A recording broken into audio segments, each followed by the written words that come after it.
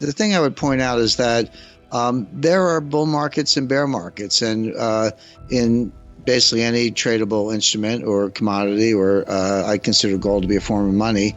But what we're really talking about when we say, gold is up, what we're talking about the dollar price of gold. And I view it as a cross exchange rate. People talk about the dollar, the euro dollar exchange rate. Well, there's a dollar gold exchange rate, and that's the dollar price of gold. So they're just alternative forms of money where people get to express a liquidity preference or a credit preference, if you will, if you're concerned about if you're losing confidence in the dollar. But the first great bull market was 1971 to 1980. It lasted 9 years, and gold went up 2,200%. The second great bull market was from 1999 to 2011. Gold went up at just a little under 700%. But in between, you had a bear market from 1980 to 1999. It's a long one, almost 20 years. Gold dropped from $800 to $250 at the bottom in 1999. And we had a second bear market starting in 2011. Now, I had a very interesting conversation with Jim Rickards. Jim is one of the great commodity traders, money managers of all times. And we were down in Dominican Republic at Casa de Campo. This is around 2014, but the bear market started in 2011, but it really fell off a cliff in 2013. So I said, Jim, what do you think of gold? What are you doing? He goes, well, I own it, of course. And he said, I'm not selling, but I'm not buying right here. And he said something that just hit me right between the eyes and it stayed with me. And of course, he's right. He said, gold's going to the moon, but nothing goes to the moon without a 50% correction along the way. And if you look at the high in 2011, $1,900, approximately, and where was the bottom of the bear market? It was $1,050 on December 16, 2015. Nobody knew it was the bottom at the time. But if you look at that drop down and you use $250 as your base, because you need a base, so you had basically the run from 250 to 1900 was $1,750. Go down 50% from there, it's $825. 1900 minus 825 is 1075, and the bottom was 1050. So Jim totally stuck the landing. Like at 1050, okay, there's your 50% retracement. Now that's the bottom. Now it's going up, and the sky's the limit. Well, we're not overheated at all. I've got gold at I would put it at $15,000 an ounce before 2025. But as I point out, if you're going to $15,000 an ounce, you got to get to 3,000, 5,000, and 7,000 first. So there's plenty of room to run, plenty of room for profits. But, when I say things like that, I want to be clear, there's a lot of analysis behind it. I don't just pull a big number out of the air and, for publicity, because I could care less. But if you just took the average, and there are a couple ways to think about it. Just take the average of the two prior bull markets I mentioned. So 71 to 80, 9 years, 2,200%. 99 to 2011, a 12-year bull market, about 700%. Just take the average. You don't have to go to the higher of the two or extrapolate. Just take the average of those two bull markets. You would say, okay, well, the next bull market's going to be a little over 10 years, and it's going to go up. It's going to go up 1,500%. So using that as your base, just take the average of the two. You say, all right, 10 years from 2015, that puts you out to 2025. And at 1,400%, it puts you at $15,000 an ounce off a 1050 base. So that's just history. But there are other ways to think about it. Now, I don't know if there'll be a gold standard or not, but I do know that gold will move, the price of gold will move in the direction of where it would need to be if you're going to have a gold standard. And I talked to Paul Volcker about this, and he agreed. If you just took the money supply, so just take M1, which is pretty widely accepted definition of money supply. Take it for the U.S., the ECB, UK, Bank of Japan, and People's Bank of China. There are other entities you could include, but that's over 75% of global GDP right there. Divide that number by the official gold, which is about 34,000 metric tons, a little bit less, you come to $15,000 an ounce.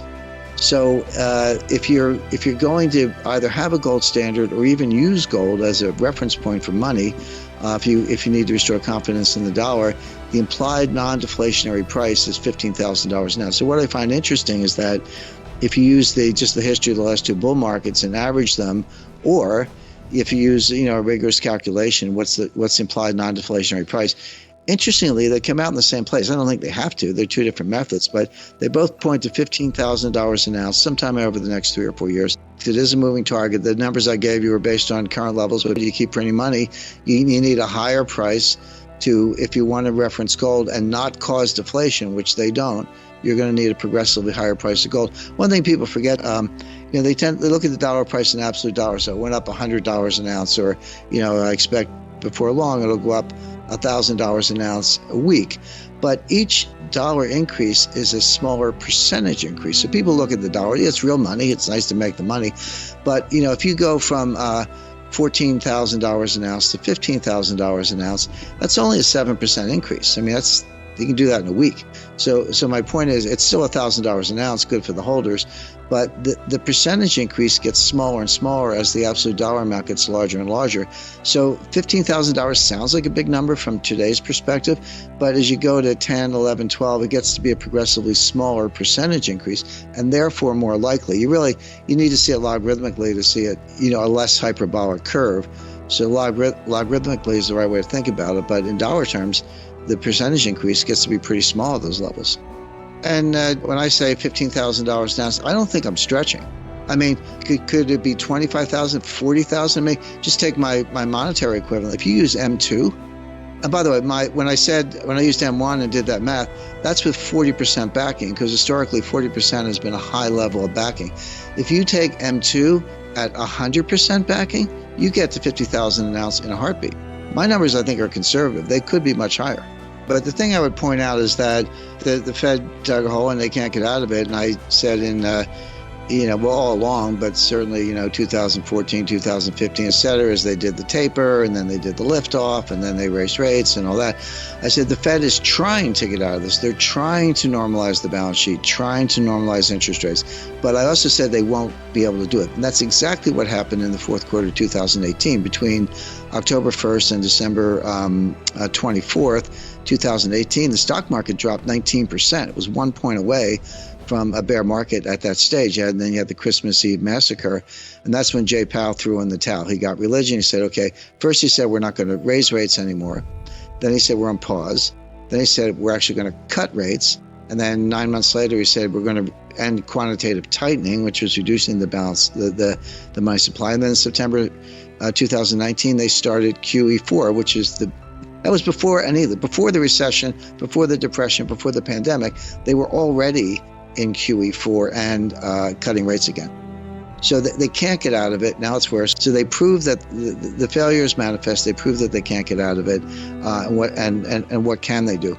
By the way, on monetary theory, I mean, you say, what's the secret behind I think it's garbage, by the way, but you say, what's the secret behind it? Well, the secret behind it is if you can issue debt and collect taxes in the money that you print, you can force people to accept the money because they need the money to pay their taxes. And if they don't pay the taxes, they end up in jail. Now you can get extensions or do whatever, but at the end of the day, if you manifestly refuse to pay your taxes, they will come and put you in jail. And the point is, it relies on state power. It's really a neo-fascist concept. It relies on coercion, the point of a gun, jails and state power to enforce the confidence in money. Now and they say that. I mean, I've read Stephanie Calton. She's the bright light. I mean, this goes back a long way, but I've met her, read her books and her book, I should say, and her articles. But they're very explicit about that. Now, I think that's completely wrong because there are so many workarounds and so many ways to get out from under that kind of state power. But they do rely on state power at the end of the day. So that's why it has this neo-fascist element.